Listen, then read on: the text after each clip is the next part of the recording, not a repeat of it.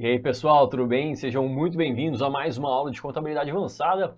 A gente vai iniciar o estudo do pronunciamento técnico CPC 26, que trata aí de apresentação das demonstrações contábeis. Este é um pronunciamento extremamente longo, evidentemente que a gente não vai aqui estudar todas as disposições.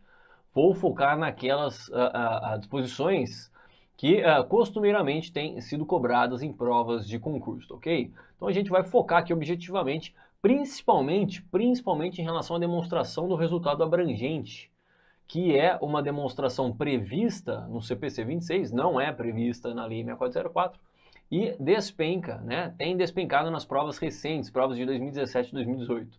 Então essa é uma tendência de cobrança futura, hein? Fique muito atento às disposições da demonstração dos resultados abrangentes que a gente vai ver o que é daqui a pouco, tá ok? Então vamos lá. CPC 26, que trata de apresentação das demonstrações contábeis. Bom, o objetivo do CPC 26 é definir a base para a apresentação das demonstrações contábeis para assegurar a comparabilidade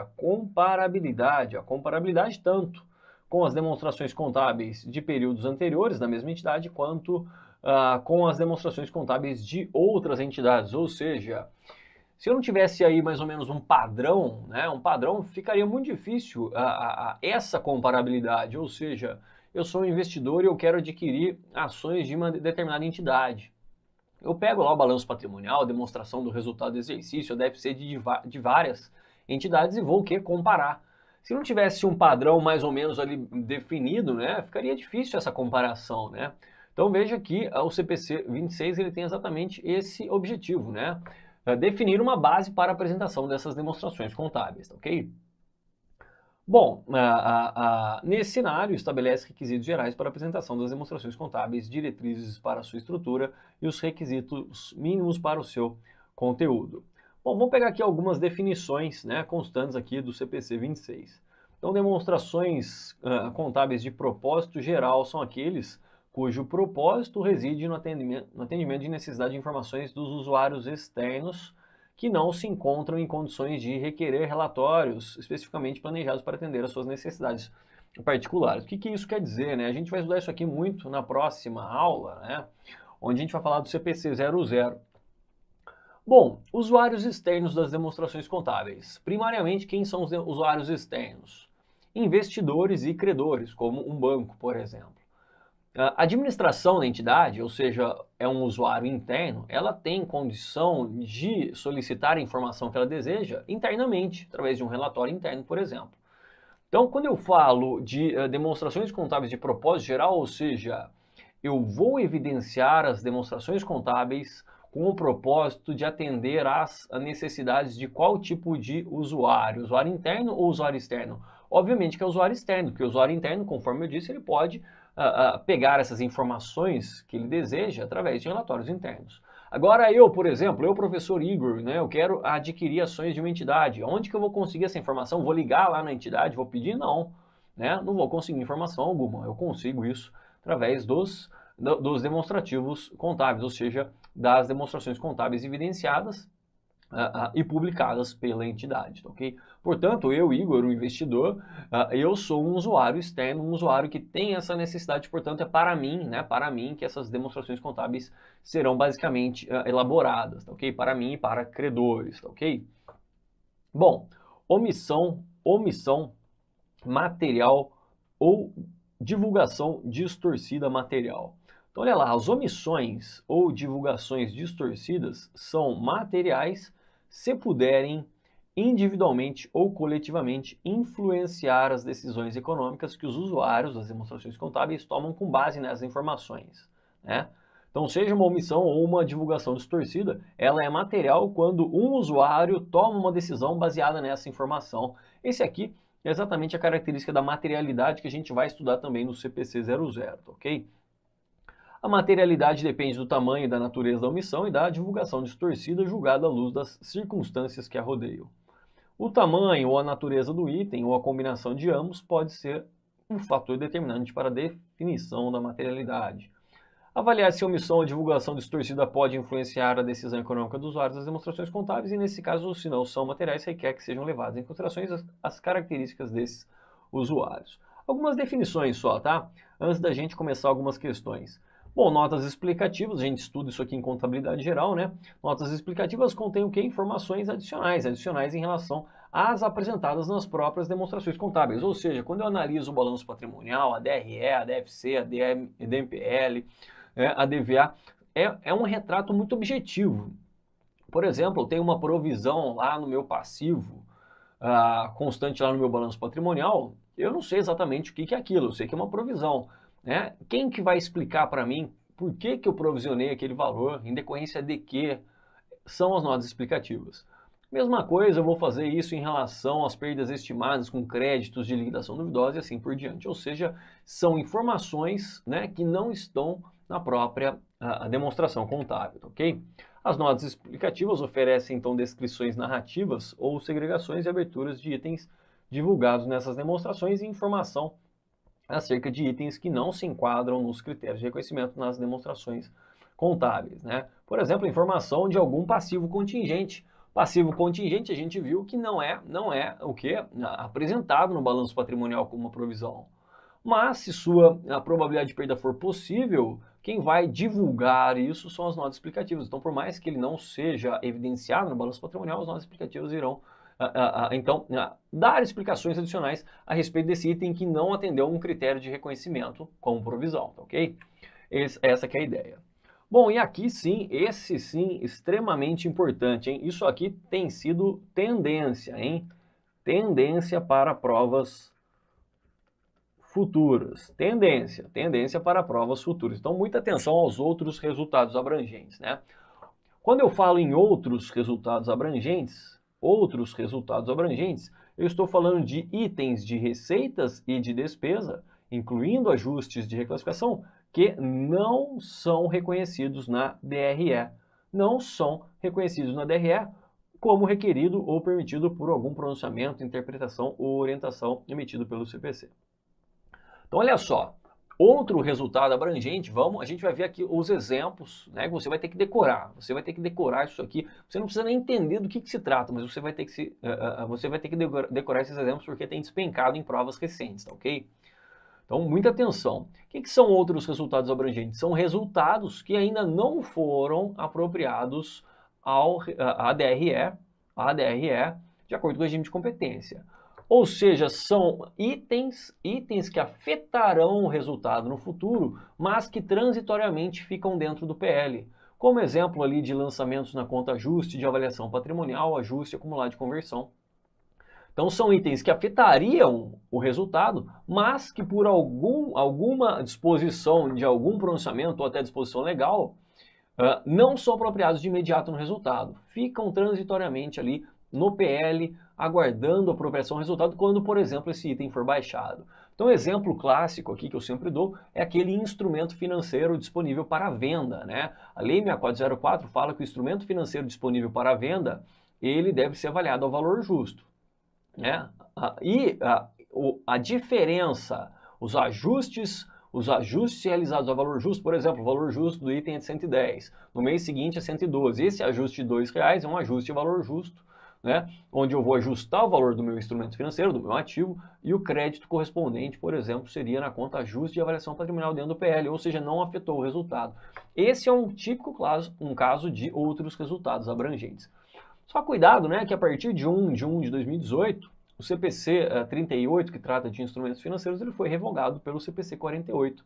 Agora a gente não chama mais esse instrumento financeiro disponível para venda dessa forma. Agora ele é chamado, ficou mais fácil para o aluno, ele chama de um instrumento financeiro mensurado ao valor justo por meio de outros resultados abrangentes. Ou seja, antes você tinha que decorar que aquele instrumento classificado pela entidade como disponível para venda, ele devia ser avaliado ao valor justo e que a contrapartida desse valor justo iria para o PL na conta ajuste de avaliação patrimonial. Agora, o próprio nome do título já fala isso para a gente. Instrumento financeiro avaliado ao valor justo, então avaliado ao valor justo, você já está falando, né, por meio de outros resultados abrangentes, ou seja, por meio de apropriação desse ajuste de valor justo na conta ajuste de avaliação patrimonial, ok?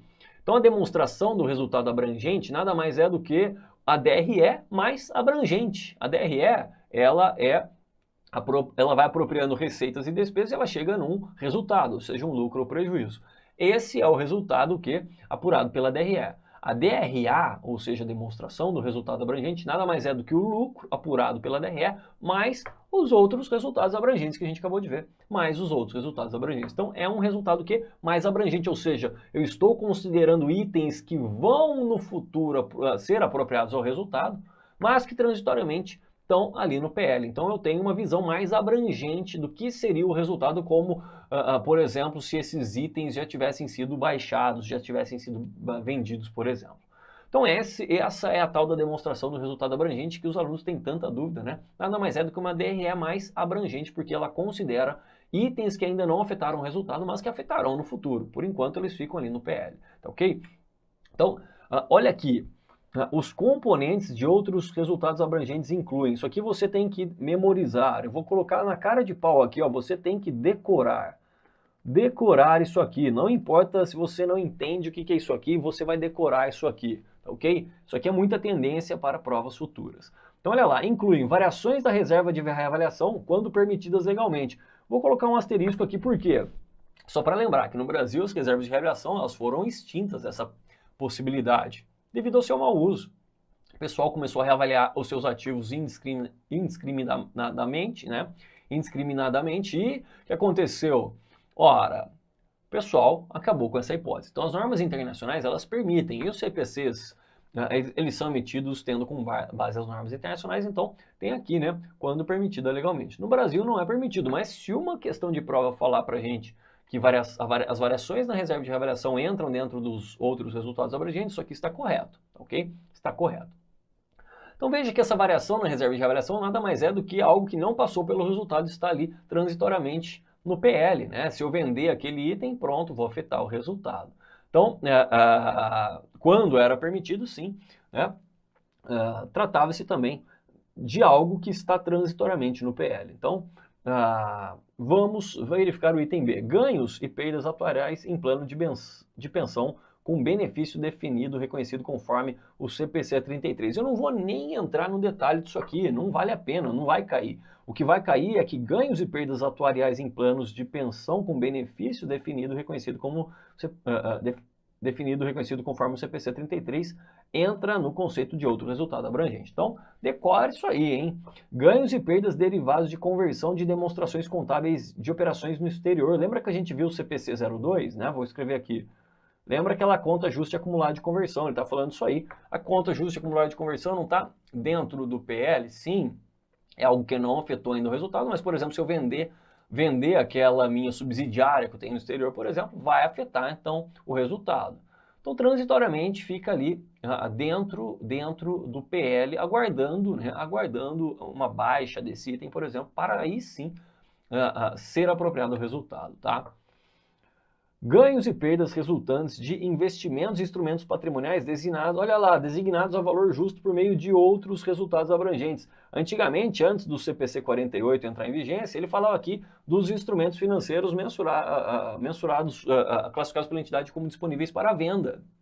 Ou seja, aqueles que são avaliados a valor justo e cuja contrapartida se dá na conta ajuste de avaliação patrimonial. Então é exatamente isso que ele está falando, ajuste de avaliação patrimonial aqui. Ganhos e perdas de ativos financeiros, olha lá, mensurados, né? Então aqui ele falou de instrumentos patrimoniais designados ao valor justo por meio de outros resultados abrangentes, e a DA aqui, a DA ele incluiu ativos financeiros mensurados ao valor justo por meio de outros resultados abrangentes. Então, novamente, ele está falando para a gente aqui que trata-se de outros resultados abrangentes, então ficou mais fácil para a gente agora, né? Então também aqui seria a conta ajuste de avaliação patrimonial. Então veja só. Esses são os outros resultados abrangentes. Olha, parcela efetiva de ganhos e perdas de instrumentos de hedge. Isso aqui é um derivativo, né? Algo muito complexo da gente ensinar, né? Até para a gente que da área é difícil, né, entender esses conceitos de hedge derivativo. Então não vale a pena a gente nem ficar explicando isso aqui. Vale mais a pena a gente decorar quais são os outros resultados abrangentes. Então a parcela efetiva de ganhos e perdas de instrumentos de hedge em operação de hedge de fluxo de caixa. E os ganhos e perdas em instrumentos de hedge que protegem investimentos em instrumentos patrimoniais, olha lá, mensurados a valor justo por meio de outros resultados abrangentes. Então agora ficou mais fácil, depois do CPC 48, ele acaba citando para a gente Para passivos específicos, olha lá, designado por meio ao valor justo por meio de resultado, o valor da alteração no valor justo que for atribuível ao risco de crédito passivo. Alteração no valor temporal de opções, quando separar o valor intrínseco e o valor temporal de contrato de opção e designar como instrumento de hedge somente na alteração do valor intrínseco. Novamente, isso aqui é algo muito complexo, não vale nem a pena a gente entrar nesse mérito aqui, né? Vamos decorar aqui esses itens e acabou. Alteração no valor dos elementos a termo de contratos a termo, ou separar o elemento a termo e o elemento à vista de contrato a termo, e designar como instrumento de hedge somente as alterações no elemento à vista. E alterações no valor do spread, como base na moeda estrangeira e de instrumento financeiro, ao excluí-lo de designações de instrumento financeiro como instrumento de hedge. Ora, bom, para resumir, hein? Falou em outros resultados abrangentes, então estou falando daqueles itens, né, que ainda não foram apropriados no resultado e ficaram transitoriamente no PL. Basicamente, conta justa de avaliação patrimonial e a conta justa de acumulado de conversão. Nem vale a pena a gente ficar viajando muito aqui a respeito desses conceitos, porque são conceitos extremamente complexos, tá? Bom, olha lá, vamos falar da demonstração então do resultado abrangente. A demonstração do resultado abrangente é prevista aqui no CPC 26, ela é formada então por três componentes. Então ela tem o resultado líquido do período, né? O resultado líquido do período eu pego aonde? Na DRE, lucro ou prejuízo. Depois a gente tem esses outros resultados abrangentes, que a gente acabou de ver, e os efeitos de reclassificação, que são o quê? Os outros resultados abrangentes que foram, enfim, apropriados ao resultado, né? Lembra que eu disse que aquele instrumento financeiro antigo, né, disponível para venda, os ajustes a valor justo, eles iam para a conta justa de avaliação patrimonial transitoriamente. Uma vez que eu vendo esse item, todo aquele valor que estava na conta justa de avaliação patrimonial, eu preciso da baixa, né? Preciso da baixa. Então eu dou baixa nele em contrapartida, afetando aí sim o resultado. Então esses seriam aqui os efeitos de reclassificação, porque houve uma variação aqui do PL decorrente desse efeito de reclassificação, tá ok? Então, basicamente, né, o que a DRE faz? Ela pega aqui o lucro ou o prejuízo da DRE, mais itens que afetam o PL, que não estejam relacionados, por exemplo, com a integralização de capital social e distribuição de dividendos. Ou seja, não se relacionam com os sócios, né, nessa qualidade de proprietário, tá ok? Refere-se a aqueles lançamentos no PL, mas que não tem a ver com a integralização de capital social, distribuição de dividendos, né? Em forma prática é isso. É isso que a DRA faz. Então são exemplos de resultados abrangentes, olha lá os ajustes de avaliação patrimonial, ajustes de conversão do período e tributos sobre esses ajustes, né? Ou seja, são fatos que alteram o PL, mas sem transitar o resultado do exercício, né? Resultado abrangente, então, compreende todos os componentes da DRE, mais a demonstração de outros resultados abrangentes, ok?